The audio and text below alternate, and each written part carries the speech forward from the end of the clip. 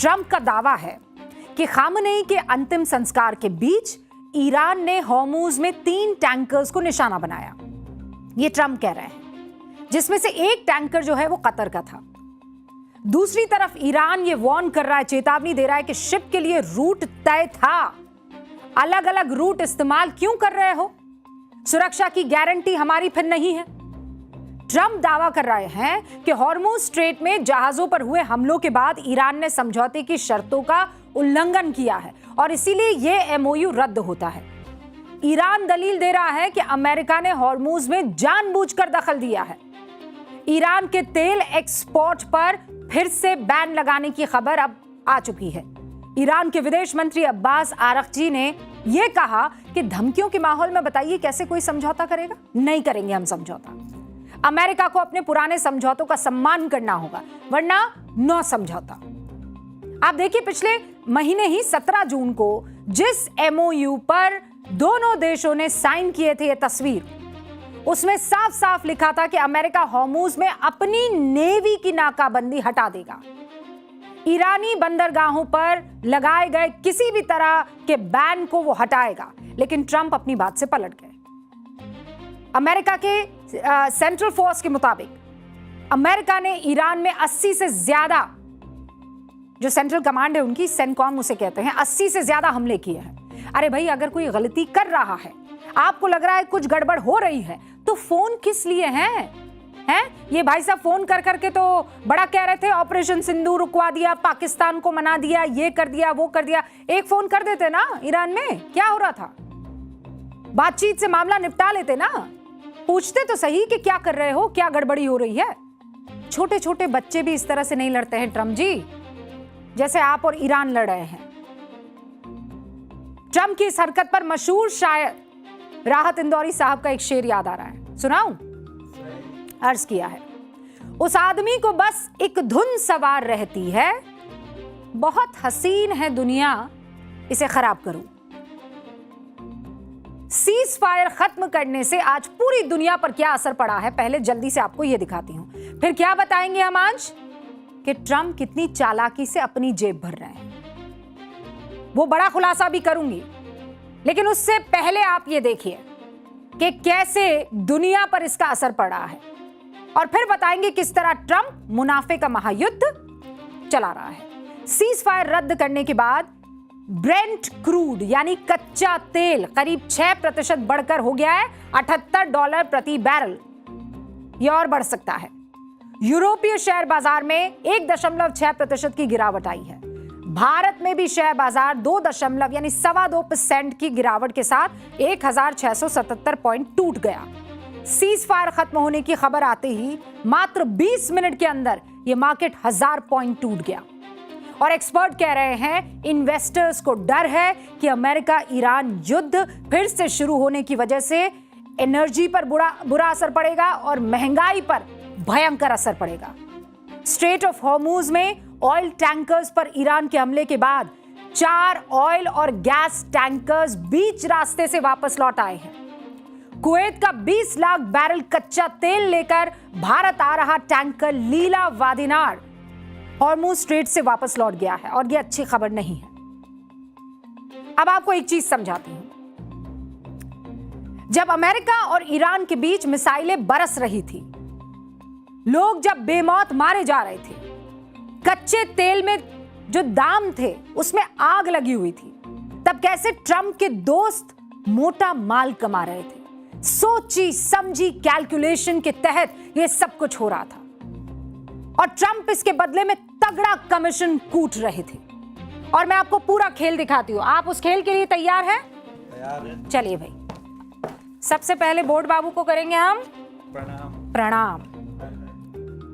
ठीक है, अब आपको मैं एक एक करके चीजें समझाने की कोशिश करती हूं, ठीक है? लेकिन बेहतर यह होगा कि लिख के समझाने से बेहतर है कि मैं आपको ऐसे समझाऊं कि कैसे जो ट्रंप है उसने एक के बाद एक ऐसे बयान दिए हैं, इस तरीके के बयान दिए हैं कि हालात बस 2 मिनट दीजिए, ये आ गए, ठीक है।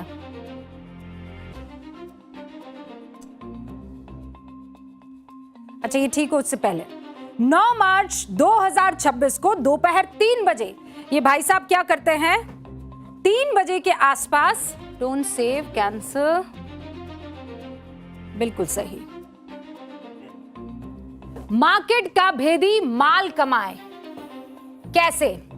ट्रंप के बयान से तेल मार्केट पर कैसे असर पड़ा है, मैं एक एक करके आपको समझाने की कोशिश करती हूं। 3:16, बहुत ध्यान से देखिएगा। ट्रंप का बयान आता है, जो युद्ध है वो लगभग पूरी तरह से समाप्त हो गया। क्या कहा जाता है? युद्ध पूरी तरह से समाप्त हो गया। 3:16 से लेकर 3:39 तक कच्चे तेल का भाव क्या होता है? 14% गिर जाता है। फिर आप इधर आइए, 2:29 पर बड़े पैमाने पर ऑयल शेयर बेचे जाते हैं। इनको आप देखिए कैसे, मतलब बयान आया, क्या बयान आया कि पूरी तरह से युद्ध समाप्त हो गया है। कच्चे तेल का दाम गिरा, कितना परसेंट गिरा? 14%। और उसी वक्त बड़े पैमाने पर ऑयल शेयर बेच दिए जाते हैं। अब एक और उदाहरण जो है मैं आपके सामने रखती हूं, कैसे एक के बाद एक ये रहा। अब ये 23 मार्च है। 23 मार्च को भी कुछ ऐसा ही होता है। 7:04 पर ट्रंप पोस्ट करते हैं टोटल रेजोल्यूशन। क्या कहते हैं? Total resolution. इसका मतलब ये पूर्ण समाधान। इसका मतलब आप क्या निकालेंगे कि सब कुछ ठीक हो गया है ना, कि समाधान निकल गया है। 7:06, 2 मिनट के बाद क्या होता है? तेल की कीमत जो है वो 10% गिर जाती है। और फिर क्या होता है? 6:48 से 6:50 के आसपास ऑयल शेयर बेच दिए जाते हैं। ये कब की मैं बता रही हूं? 23 मार्च की। 23 मार्च को आप टाइम नोट कर लीजिए। एक ही झटके में करोड़ों करोड़ों रुपए आप अपने पॉकेट में दे देते हैं। अब मैं अगले क्लिप के पास आती हूं। ये क्या है? 9 अप्रैल। 9 अप्रैल को क्या करते हैं वो? एक बयान देते हैं 1:18 पर। ट्रंप का टैरिफ लगाने का ऐलान आता है। 9 अप्रैल 2025 का बता रही हूं। फिर 1:18 पर वो बयान देते हैं। 1:19 पर शेयर बाजार में रिकॉर्ड तेजी देखी जाती है। फिर 1 बजे क्या होता है? यूएस ट्रेडर्स की बड़ी जो खरीदारी है वो शुरू हो जाती है। कुछ कनेक्शन समझ में आ रहा है? कनेक्शन ये है कि ये आदमी बहुत अच्छे से ये बात जानता है कि मेरे कहने पर शेयर मार्केट ऊपर नीचे हो सकता है।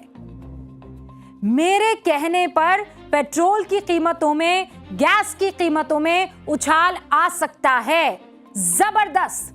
तो अपने दोस्तों को फायदा पहुंचा। और ये वो लोग थे जो शेयर खरीद रहे थे और बेच रहे थे। बहुत सारी ऐसी रिपोर्ट से जिसमें ये पता चल रहा है, ऐसे लोग थे जो बड़े पैमाने पर इनको और इनकी पार्टी को डोनेशन देते हैं, पैसा देते हैं, चंदा देते हैं। ऐसे लोग हैं जो इनके दाएं हाथ के बगल में खड़े हुए दिखाई देते हैं। उनको बहुत बड़े लेवल पर फायदा पहुंचा है। एक इन्वेस्टिगेशन रिपोर्ट के मुताबिक फरवरी और मार्च के दौरान अमेरिका की बड़ी तेल और गैस कंपनियों के सीईओज ने लगभग $1.5 अरब यानी 13,300 करोड़ रुपए के अपने शेयर बेचे हैं। अमेरिका की बड़ी तेल और गैस कंपनियों के सीईओज ने लगभग $1.5 अरब यानी 13,300 करोड़ रुपए के अपने शेयर्स बेचे। युद्ध के दौरान की बात बता रही हूं, जो पिछले 15 सालों में शेयरों की बिक्री में सबसे ज्यादा है। इनमें से करीब 12 कंपनियों ने अब तक बिक्री के सारे रिकॉर्ड तोड़ दिए हैं। मई 2024 में ट्रंप ने तेल कंपनियों के सीईओ से अपने इलेक्शन कैंपेन के लिए $1 अरब देने को कहा और बदले में डोनाल्ड ट्रंप ने पता है क्या वादा किया कि वो ऑयल इंडस्ट्री को बढ़ाने के लिए इलेक्ट्रिक गाड़ियों और विंड एनर्जी पर पूर्व राष्ट्रपति बाइडेन की नीतियों को खत्म कर देंगे, लेकिन लेंगे कमीशन। ट्रंप कहते हैं क्या, वो क्या है मेरे हाथ में, ये पेन है। अच्छा, अगर लकड़ी का होता तो अंग्रेजी में क्या बोलते हैं? पेंसिल। हाँ, तो ट्रम्प कहते हैं पेंसिल और फिर सीज फायर कैंसिल। ये सब हो रहा है। और क्यों हो रहा है?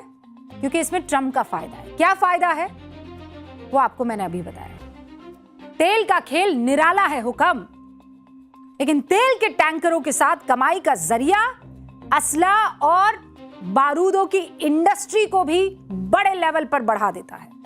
अमेरिका और इजराइल ने मिलकर ईरान के खिलाफ जो सैन्य एक्शन शुरू किया, उसकी वजह से आप जानते हैं हथियार बनाने वाली बड़ी बड़ी कंपनियों की तिजोरी कितनी तेजी से भरी है।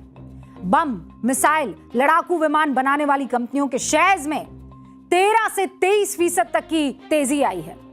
अमेरिका ने पहली बार अपनी सेना और हथियारों पर खर्च करने के लिए करीब 95 लाख करोड़ रुपए का बजट पास किया। कितना? 95 लाख करोड़ रुपए का बजट। इतिहास में आज तक किसी देश ने सेना पर एक बार में इतना पैसा नहीं लगाया।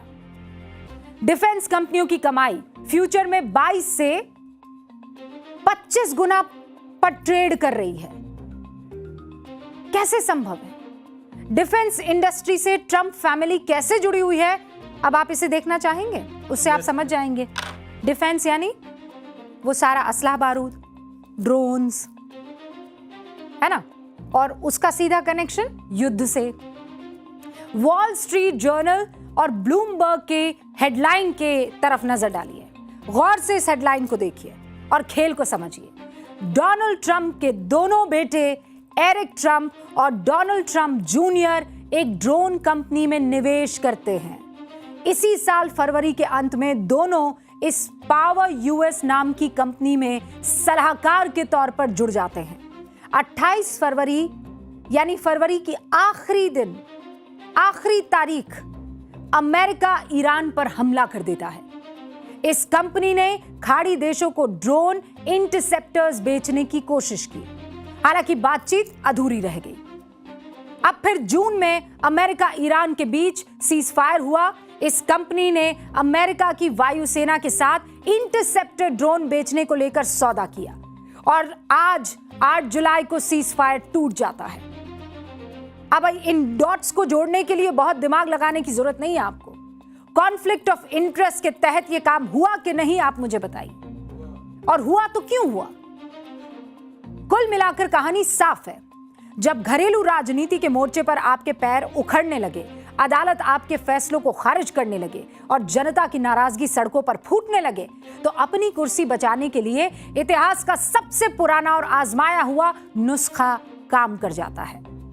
और वो नुस्खा क्या है? एक नया दुश्मन खड़ा कर दो। और यही किया ट्रंप ने, और इसका खामियाजा पूरी दुनिया को भुगतना पड़ रहा है। अब पाठशाला में अगला चैप्टर, ये पॉलिटिकल साइंस का चैप्टर है, लेकिन इसमें भी बात युद्ध की ही करेंगे। भारत की राजनीति में एक युद्ध छिड़ा हुआ है। कहने को कांग्रेस ने यह लड़ाई मोदी सरकार के खिलाफ छेड़ी हुई है। यह युद्ध मोदी सरकार के खिलाफ है, लेकिन कांग्रेस जिस तरीके से लड़ रही है, समझ में नहीं आता कि वो सरकार से लड़ रही है कि प्रधानमंत्री नरेंद्र मोदी से लड़ रही है, या इस लड़ाई के चक्कर में खुद ही को खत्म करने के लिए लड़ रही है। आप ये तस्वीर देखिए। प्रधानमंत्री मोदी इंडोनेशिया की संसद में मौजूद है। उनके बगल में हाउस ऑफ रिप्रेजेंटेटिव की स्पीकर है पुआन महारानी। हाउस ऑफ रिप्रेजेंटेटिव्स इंडोनेशिया की संसद का निचला सदन है, वैसे ही जैसे हमारे देश में लोकसभा है।